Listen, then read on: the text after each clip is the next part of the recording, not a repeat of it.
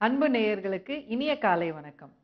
நேயர்களே, நம்ம என்டைட்டில்மெண்ட்னா என்ன, இந்த ஈகோனாலலாம் என்ன சண்டை வருது அப்படிங்கிறத பற்றிலாம் நேற்று பார்த்தோம். இன்னைக்கு கவுண்ட் அப்படிங்கிற ஒரு முக்கியமான வார்த்தை, அப்படின்னா என்ன அப்படிங்கிறத பற்றி பார்க்க போகிறோம். அதாவது கவுண்ட்னாலே என்ன, ஒரு முக்கியத்துவம் இருந்ததுன்னா தான் நம்ம சேர்த்துக்குவோம் இல்லையா? இப்போ காயின் எல்லாம் கவுண்ட் பண்ணுறோம், என்ன அது செல்லுபடி ஆகிற காயின்னா எடுத்து வச்சுப்போம், செல்லாத காசுன்னா நத்தி போடுவோம் இல்லையா? அதே மாதிரி தான் மனிதர்கள்லையும் நம்ம சில பேரை ஓகே பண்ணி நம்ம குடும்பத்துக்குள்ள சேர்த்துக்குவோம், அவங்களுக்கு மதிப்பு கொடுப்போம், அவங்களுக்கு அங்கீகாரம் பண்ணுவோம், அவங்களுக்கு அன்பு செலுவோம். சில பேரை இருக்காங்கன்னு கூட இல்லாத மாதிரி நம்ம நடந்துக்குவோம். ஸோ அந்த மாதிரி நம்ம நடத்தப்படும் போது என்ன ஆகும்னா, அவங்க மனசுல ஒரு பெரிய சோகம், ஒரு பெரிய டிப்ரெஷன் ஏற்பட்டுடும். இப்போ இந்த 4 சி நான் சொன்னேன். ஒன்று ஃபர்ஸ்ட் கனெக்ட் அப்படிங்கிறது. கனெக்ட்னா என்னன்னாக்கா, ஒருத்தருக்கு ஒருத்தர் தொடர்புல இருக்கிறது. தொடர்புல இருக்குதுன்னா எல்லாரும் விடிஞ்சா எந்திரிச்சா எழுந்துக்கிறோம், வேலைக்கு போறோம், அப்புறம் திருப்பி நைட்டு வீட்டுக்கு வரோம், சாப்பிட்டு தூங்குறோம், எல்லாம் தொடர்புல தானே இருக்கோம் அப்படின்ட்டீங்கன்னா அது கிடையாது. அந்த மாதிரி தேவையானதுக்கு மட்டும் இருந்துட்டு குளிச்சு சாப்பிட்டு போறதுக்கு வீடு லாட்ஜ் கிடையாது இல்லைங்களா? இப்போ லாட்ஜு கூட தான் நம்ம போயிட்டு வரோம், ஹோட்டல் கூட தான் போயிட்டு வரோம். அங்கெல்லாம் நம்மளுக்கு என்ன கனெக்டிவிட்டியா இருக்கு, நம்மளுக்கு என்ன வேணுமோ அதை செஞ்சுட்டு வந்துடுறோம். அதுக்கப்புறம் அவன் யாரோ நான் யாரோன்ற மாதிரி. ஆனா வீடு அப்படி கிடையாது இல்ல. வீடுங்கிறது இந்த ஃபேன் மாதிரி, டிவி மாதிரி, சோஃபா மாதிரி, வீட்டில் இருக்கிறவங்களும் ஒரு பொருள் மாதிரி, ஏதோ அவங்க நம்மளுக்கு ஒரு மிஷின் வேண்டியதை செய்யறாங்க போறாங்க அப்படிங்கிற மாதிரி பல பேர் இன்னைக்கு நடந்துக்கிறாங்க. ஆண்களும் சரி, பெண்களும் சரி. இது ஒரு தவறான போக்கு. இத மாதிரி இருக்கிறதுனால தான் பெரிய பிரச்சனைகள்லாம் வருது. அதனால தான் அந்த ஃபர்ஸ்ட் வேர்ட் கனெக்ட் அப்படிங்கிறத நான் சொன்னேன். ஒருத்தருக்கு ஒருத்தர் நெருக்கம். ஒரு சாப்பிட்டியா, தூங்கினியா? இன்னைக்கு பல குழந்தைகள் சொல்றாங்க, எங்களை எங்க பேரண்ட்ஸ் கேட்க மாட்டேங்கிறாங்களே, சாப்பிட்டியா, தூங்கினியா, என்ன பிரச்சனை, படிச்சியா, ஸ்கூல்ல என்ன நடந்துச்சு, இதையெல்லாம் கேட்கணும் தாங்க எல்லாருமே ஏங்குறாங்க. இன்னைக்கு ஏன் சோசியல் மீடியால போய் ஒருத்தன் ஸ்டேட்டஸ், இன்னைக்கு பல பேர் கம்ப்ளைண்ட் பண்றாங்க. என்னங்க, இந்த மாதிரி சோசியல் மீடியால போய் நான் சாவ போறேன்னு ஒருத்தன் போடுறான், அதுக்கு ஒரு 100 பேர் லைக் பண்றாங்க அப்படின்னா, அவனுக்கு அந்த மனசுல தோணும் பொழுது வீட்டுல நான் சாவ போறேன்னு சொன்னா அப்படின்ட்டு போயிட்டே இருக்காங்க. யாரும் கவனிக்கிறது கூட இல்ல, சொல்லக்கூட ஆள் கிடையாது. ஸோ அதனால்தான் அவனுக்கு அவனோட உணர்வை சொல்ல வேண்டியதாயிருது. இப்போ ஒரு நிகழ்ச்சியை பார்க்கறானா, இந்த நிகழ்ச்சியில இது நல்லா இருக்கு அப்படின்னு சொன்னா பக்கத்துல டிஸ்கஷன் பண்றதுக்கு ஒருத்தரும் இல்ல. ஸோ அந்த மாதிரி இன்னைக்கு மெஷின்களோட பிள்ளைகளை விட்டுட்டு அவங்கவுங்க போயிடுறாங்க. ஸோ அதனால உரையாடுறதுக்கு அவங்க யாராவது வேணும்ட்டு தான் இன்னைக்கு நிறைய பேர் சோசியல் மீடியால இருக்காங்க. இன்னைக்கு நான் என்ன சொல்லுவேன்னா, இன்னைக்கு சோசியல் மீடியா இல்லைனாக்கா பல பேருக்கு பைத்தியம் பிடிச்சு கூட போயிடும். அந்த அளவுக்கு இன்னைக்கு உண்மையிலேயே நிறைய பேர் தனிமைப்படுத்தப்பட்டிருக்காங்க. ஆனா அதை ஆக்கப்பூர்வமா எடுத்து செல்வதும் நம்ம கையில தான் இருக்கு, அழிவுபூர்வமா எடுத்து செல்றதும் நம்ம கையில தான் இருக்கு. சோ முக்கியமாக அந்த தனிமைப்படுத்தப்படாம இருக்கிறது அப்படிங்கிறது குடும்பங்கள்ல கையில தான் இருக்கு. அந்த காலத்துல எல்லாம் பாருங்க, யாராவது ஒருத்தங்களுக்கு ஏதாவது வாழ்க்கையில சோகம் வந்துருச்சு, இன்னும் கூட இப்போ சில பக்கம் நம்ம தென்னகத்துல நம்ம சிலதெல்லாம் குறை சொல்றோம். பட் அவங்க கிட்ட ஒரு நல்ல வாழ்க்கை முறை இருக்கு. அவங்க குடும்பங்கள்ல எல்லாம் கூட்டு குடும்பமா குடும்ப தொழிலா பண்ணிட்டு இருப்பாங்க.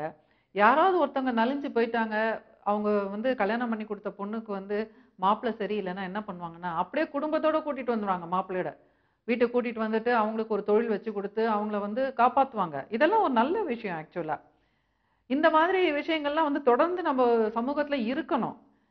இதெல்லாம் இல்லாத போகும்போது தான் பிரச்சனை வருது. இப்ப என்ன பிரச்சனைன்னா, அந்த காலத்துல ஆண்களுக்கு இந்த பொறுப்புன்னு நிர்ணயம் பண்ணதுனால, சோ அந்த வீட்டு பெண்களுக்கு பிரச்சனைன்னா அந்த ஆண்கள் பார்க்கணும் அப்படின்னு ஒரு ரூல் இருந்ததுனால, அப்ப அது ஒரு மாதிரி ரிதமா போயிட்டு இருந்தது. இப்ப இது இங்க போயிட்டு இந்த ஆணாதிக்கம் பெண்ணாதிக்கம் பேசி கீசி எல்லாம் பண்ணிட்டு, இப்ப சில குடும்பங்கள்ல என்ன ஆயிடுறதுன்னா, ஒரு பெண்ணுக்கு அந்த மாதிரி ஆச்சுன்னா, அந்த வீட்டை பொறுத்த வரைக்கும் ஆண் பெண் சமம் அப்படின்ற வீட்டுல அந்த ஆணுக்கு அது ஒரு பெரிய விஷயமா படுறது இல்ல.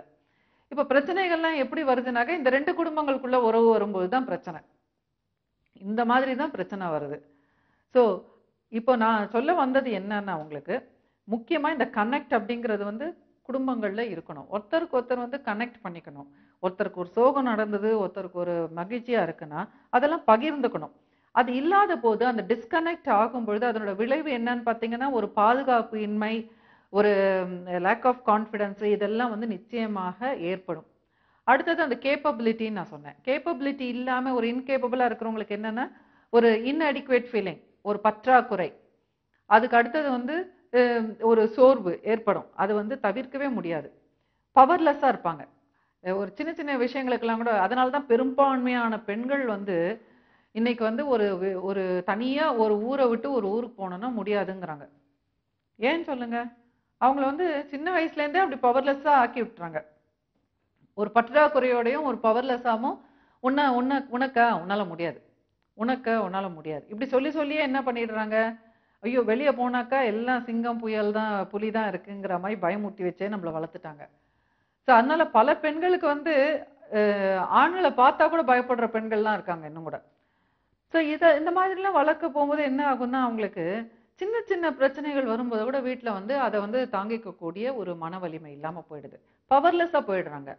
அந்த ஆற்றல் இன்மை அப்படிங்கிறது வந்துடுது. அடுத்தது நான் சொன்ன மாரி இந்த கரேஜ், துணிவு. அது இல்லன்னா என்ன ஆகும்? இந்த கரேஜ் இல்லன்னு வச்சுக்கோங்களேன், ஒரு இனிஷியேட்டிவே இருக்காது.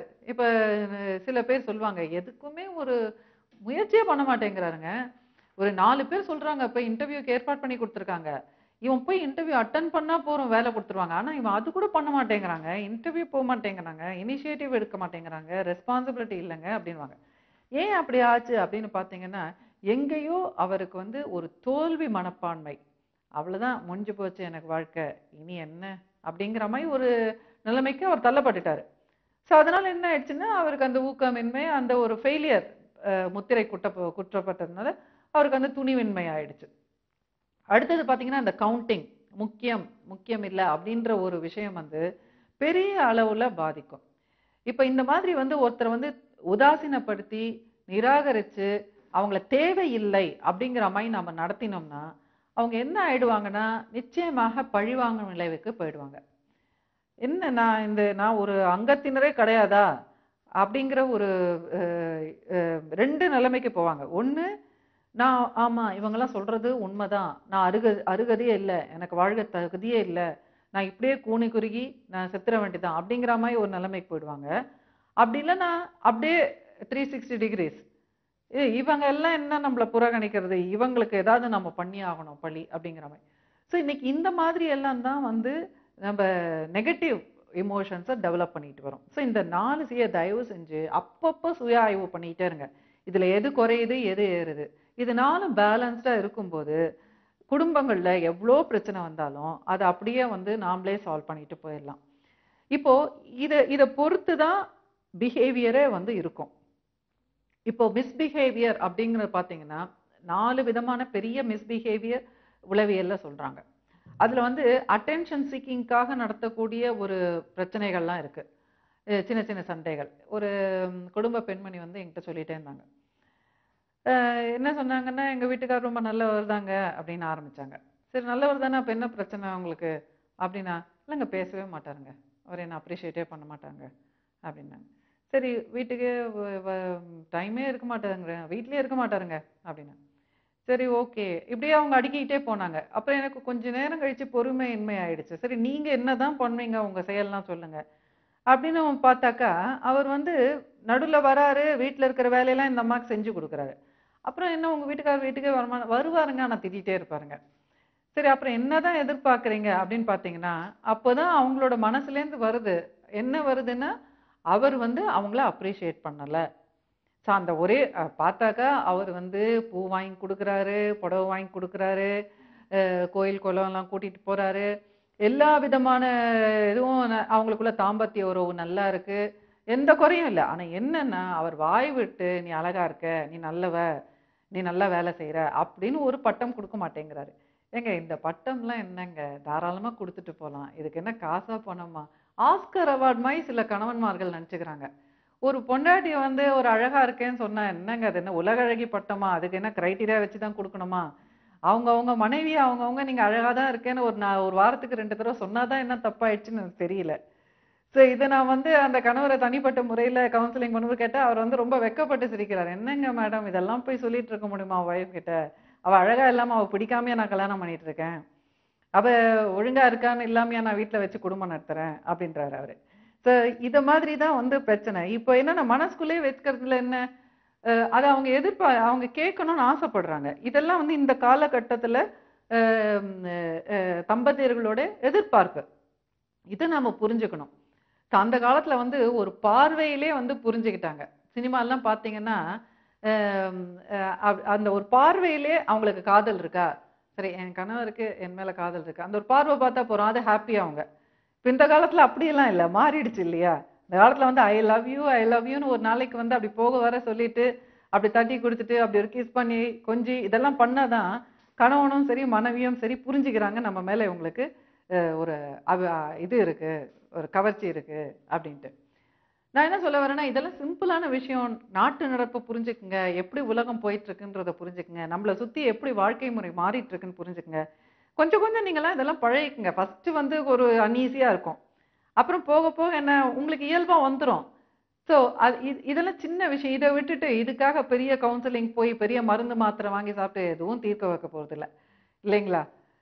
சின்ன சின்ன அன்பில் தானே ஜீவன் இன்னும் இருக்கு அப்படிங்கிற ஒரு சென்டென்ஸ் எனக்கு ரொம்ப பிடிக்கும். ஏதோ ஒரு பாட்டுல, திரைப்பட பாடல்ல வரும்.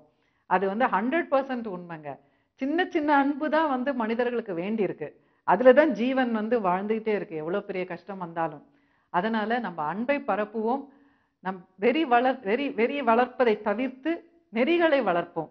நீங்க உங்களோட பிரச்சனை எதுவாக இருந்தாலும் program@pepperstv.com எழுதுங்க. தொடர்ந்து ஞாயிற்றுக்கிழமை 10:30 to 11 இந்த நிகழ்ச்சியை பாருங்க. நாளை மீண்டும் சந்திப்போம்.